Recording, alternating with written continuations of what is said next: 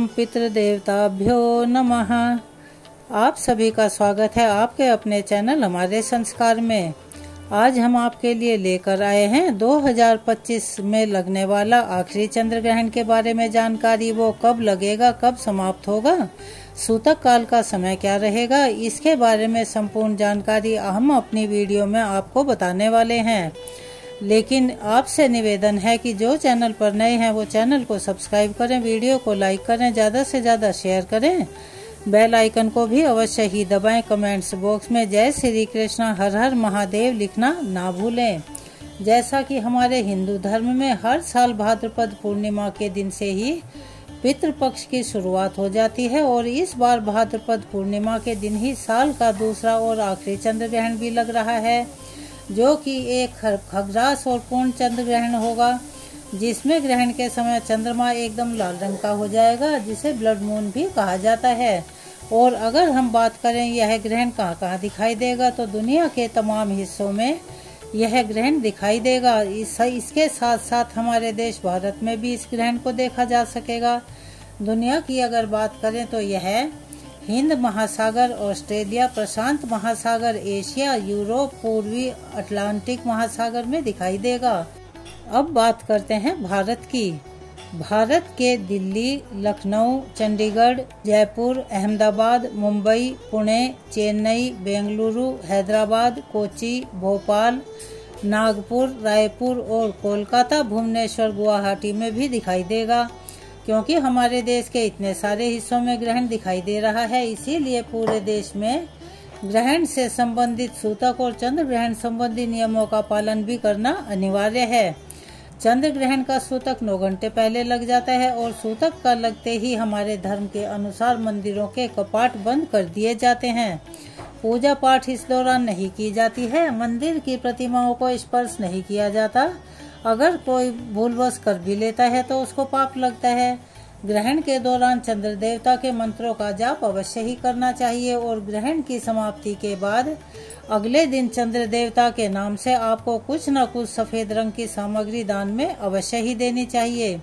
अगर हो सके तो चांदी का, नहीं तो सफेद वस्त्रों का या दही दूध आदि का दान करने से चंद्र ग्रहण का प्रभाव बहुत हद तक कम हो जाता है। क्योंकि चंद्र ग्रहण जब लगता है तो उसके अगले 15 दिनों तक उसका असर मानव जीवन पर रहता है। इसीलिए ग्रहण के दौरान आप ग्रहण संबंधी दान इत्यादि दे सकते हैं। और इस बार चंद्र ग्रहण 7 सितंबर रविवार को हो रहा है। इस दिन भाद्रपद पूर्णिमा भी है और 9:58 से शुरू होगा। कुछ जगह पर ग्रहण का जो समय है वह रात 9:27 भी बताया जा रहा है। तो चंद्र ग्रहण जब लगेगा तो उसके ठीक 9 घंटे पहले ग्रहण का सूतक प्रारंभ हो जाएगा। तो 7 सितंबर रविवार को दोपहर 12:58 से ग्रहण का सूतक काल प्रारंभ हो रहा है और ग्रहण की समाप्ति होगी रात को 1:27 पर। कुछ जगहों पर तो रात 1:28 की भी बात कही जा रही है। तो कुछ मिनटों का अंतर हर पंचांग के हिसाब से या जानकारी के अनुसार या न्यूज चैनल के माध्यम से हो सकता है। आपको ग्रहण की समाप्ति और सूतक काल का ध्यान रखना है। तो इस चंद्र ग्रहण का जो स्पर्श होगा वह रात्रि 9:57 पर होगा। मध्य काल होगा रात्रि का 11:41 पर और मोक्ष होगा रात को 1:27 पर। तो यह जो चंद्र ग्रहण है वह 7 और 8 दिसंबर के बीच में लग रहा है। इसीलिए एक खास ध्यान रखेगा कि 7 सितंबर को रात के समय, 8 सितंबर को जब तिथि लग रही होगी उस समय तक ही ग्रहण रहेगा और उसके बाद आप अगले दिन यानी 8 सितंबर को ही चंद्र ग्रहण संबंधी जो भी स्नान दान आदि है वह कार्य कर सकते हैं। सूतक काल लगते ही हमारे धर्म के अनुसार मंदिरों के कपाट बंद कर दिए जाते हैं। घर में मंदिरों में पर्दा डाल दिया जाता है, प्रतिमाओं को ढक दिया जाता है। पूजन सामग्री को या किसी भी प्रकार की प्रतिमाओं को स्पर्श नहीं किया जाता। यहाँ तक कि पूजा पाठ, हवन या कोई भी शुभ काम इस दौरान नहीं किया जा सकता। लेकिन कुछ विशेष मान्यताओं के चलते कुछ ऐसे मंदिर हमारे देश में हैं जो कि ग्रहण के सूतक काल में भी खुले रहते हैं, जिनमें बिहार के गया का श्री विष्णुपदी मंदिर है। ऐसा माना जाता है कि इस मंदिर पर ग्रहण बेअसर होता है, इसीलिए सूतक काल में मंदिर के कपाट बंद नहीं होते। वहीं राजस्थान के बीकानेर स्थित लक्ष्मीनाथ मंदिर और मध्य प्रदेश में उज्जैन के महाकाल मंदिर में भी सूतक काल के दौरान मंदिर के कपाट बंद नहीं होते। चाहे ग्रहण कहीं भी लग रहा हो, सूतक काल किसी भी समय से प्रारंभ हो रहा हो, आपको कुछ सावधानियां तो अवश्य ही बरतनी चाहिए ताकि ग्रहण का दुष्प्रभाव होने से बचा रहे।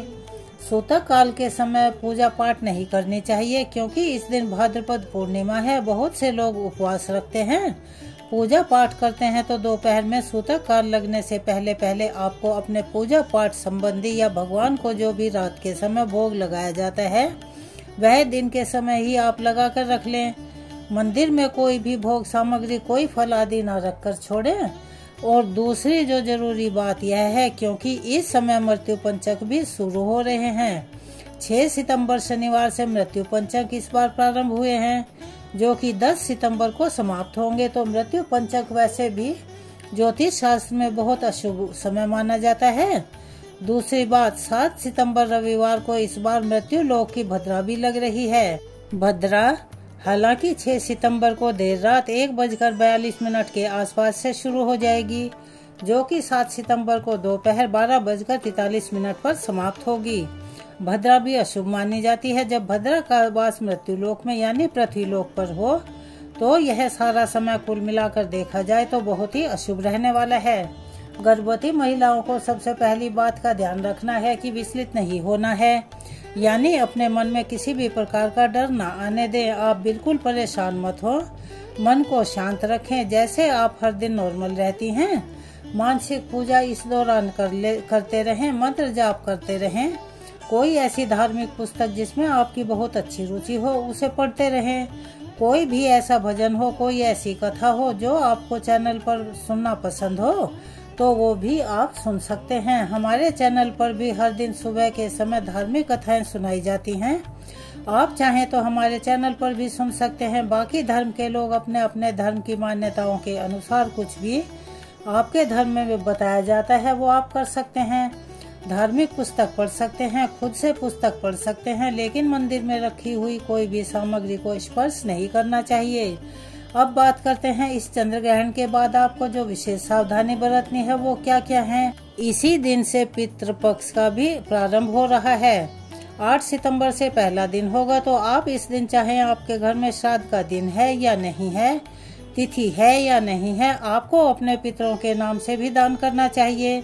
और अपने घर के सुख समृद्धि के लिए या ग्रहण का कोई भी विपरीत प्रभाव आपके परिवार के किसी भी सदस्य पर ना पड़े, कुछ न कुछ दान अवश्य देना चाहिए और दान हमेशा योग्य व्यक्ति को ही दें।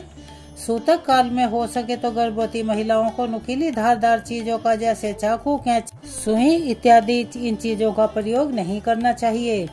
बहुत अधिक आवश्यकता हो तो आप सूतक काल की कुछ अवधि में सिलाई बुनाई या आदि कार्य कर सकती हैं। हालांकि ग्रहण के समय बाकी लोग तो काम कर सकते हैं, लेकिन गर्भवती महिलाओं को यह सब करने से बचना ही चाहिए। कुछ समय की बात होती है, नहीं तो अगर कोई भी प्रॉब्लम आपको आने वाले समय में होती है तो आपके मन में हमेशा एक बात बैठी रहेगी कि आपने ग्रहण के समय सावधानी नहीं बरती। यही कारण है कि हमारे बड़े बुजुर्ग भी हम सभी को ग्रहण संबंधी सावधानी बरतने की सलाह देते हैं। बहुत से लोग यह भी मानते हैं कि अगर चंद्र ग्रहण से पहले या सूतक काल के समय घर के मुख्य द्वार पर गाय का गोबर लगा दिया जाए, गाय के गोबर से थोड़ा सा लिपाई कर दी जाए तो उससे भी नकारात्मक ऊर्जा घर में प्रवेश नहीं कर पाती। और जिस घर में गर्भवती महिलाएं होंगी हैं वहां पर भी इस उपाय को करने का बहुत हद तक राहत मिल सकती है। आपको मानसिक तनाव से बचना है। कुछ खाने पीने की बात अगर आती है तो सूतक काल के समय आप खाना भी खा सकते हैं, सो भी सकते हैं, आराम भी कर सकते हैं, लेट भी सकते हैं। और जिनके साथ बहुत ज्यादा प्रॉब्लम हो या जिनको बेड रेस्ट बताया हो वह ग्रहण लगते समय भी, यानी कि जिस समय ग्रहण चल रहा हो उस समय आप लेटे भी रह सकते हैं और लेटने में कोई मंत्र जाप भी कर सकते हैं। कोई भी अपने मन को रिलैक्स करने वाली बातें सुन सकते हैं। इस बार पितृपक्ष की शुरुआत भी ग्रहण से हो रही है और पितृपक्ष का समापन भी ग्रहण से होगा, क्योंकि पितृपक्ष का समापन जब होगा तो उस दिन सर्वपितृ अमावस्या होगी।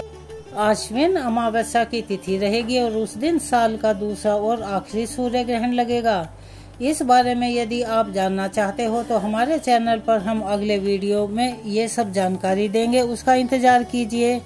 और सभी से निवेदन है, अगर आप चैनल पर नए हैं तो चैनल को सब्सक्राइब करें, वीडियो को लाइक करें, ज़्यादा से ज़्यादा शेयर करें, बेल आइकन को भी अवश्य ही दबाएं। कमेंट्स बॉक्स में जय श्री कृष्ण, हर हर महादेव अवश्य ही लिखें। धन्यवाद।